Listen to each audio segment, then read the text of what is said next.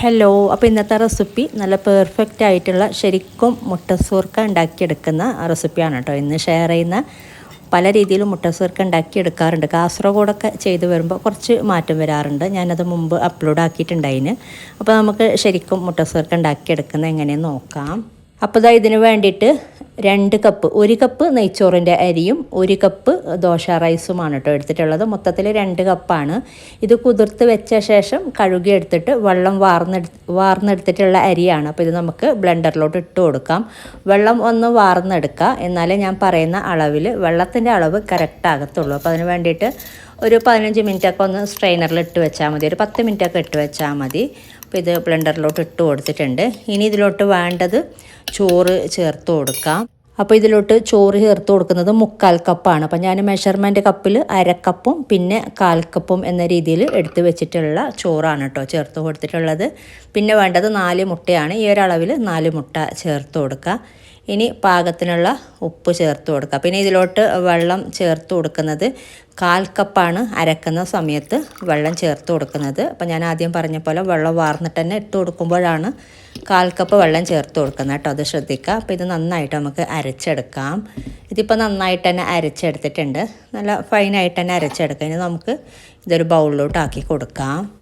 അപ്പോൾ ഇത് നല്ല പാകത്തിന് തിക്കായിട്ട് തന്നെയാണുള്ളത്. പിന്നെ നല്ലോണം കൂടുതൽ തിക്കാണ് എന്ന് തോന്നുന്നുണ്ടെങ്കിൽ മാത്രം 1 ടേബിൾ സ്പൂണൊക്കെ വെള്ളം ചേർത്ത് കൊടുത്താൽ മതി, കൂടുതൽ ചേർത്ത് കൊടുക്കരുത്. അപ്പോൾ ഇതിൻ്റെ പരുവം എന്ന് പറയുന്നത് ഇഡലി മാവിനേക്കാളും ഒരിച്ചിരി ലൂസായിട്ട്, ഒരു പൊടിക്ക് ലൂസാക്കി എടുത്താൽ മതി.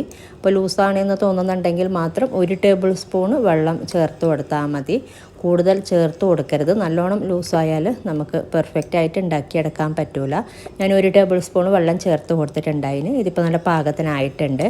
പിന്നെ നമുക്ക് ചുട്ടെടുക്കാം. എണ്ണ നല്ല ചൂടായ ശേഷം മീഡിയം ഫ്ലെയിമിലോട്ട് ആക്കിയിട്ട് ഒരു തവി മാവ് ഒഴിച്ചു കൊടുക്കാം.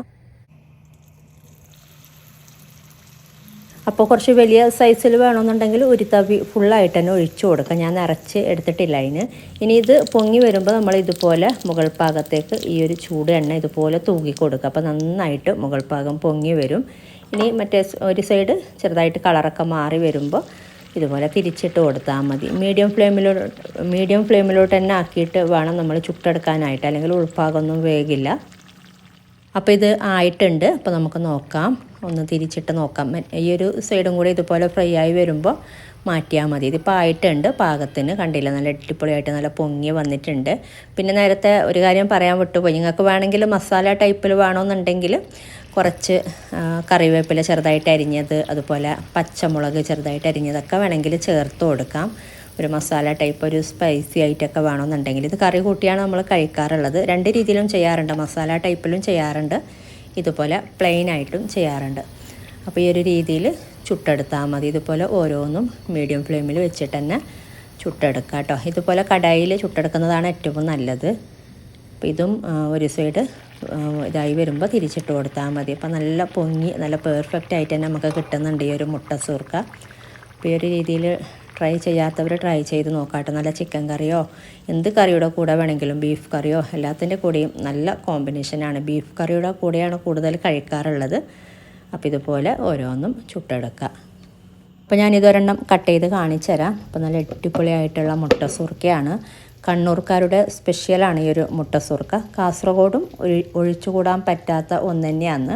പുതിയാപ്പിള സൽക്കാരങ്ങളിലൊക്കെ നിർബന്ധമായിട്ടും ഉണ്ടാകാറുണ്ട്. ചെയ്യുന്ന രീതിയിൽ ചെറിയൊരു മാറ്റമുണ്ട്, ഏകദേശം ടേസ്റ്റൊക്കെ സെയിം തന്നെയാണ്. അപ്പോൾ ഞാൻ ഒരെണ്ണം കട്ട് ചെയ്ത് കാണിച്ചു തരാം. നല്ല സോഫ്റ്റായിട്ട് കിട്ടിയിട്ടുണ്ട്. അപ്പോൾ ഈ ഒരു രീതിയിൽ ട്രൈ ചെയ്യാത്തവർ ട്രൈ ചെയ്ത് നോക്കിയിട്ട് നിങ്ങളുടെ അഭിപ്രായങ്ങളൊക്കെ അറിയിക്കുക.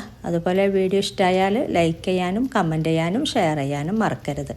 അതുപോലെ നിങ്ങൾ സബ്സ്ക്രൈബ് ചെയ്യാത്തവരാണ് വീഡിയോ കാണുന്നതെങ്കിൽ സബ്സ്ക്രൈബ് ചെയ്യാനും മറക്കരുത് കേട്ടോ. അപ്പോൾ ഇതുപോലെ നല്ല റെസിപ്പിയുമായിട്ട് മറ്റൊരു വീഡിയോയിൽ കാണാം. താങ്ക്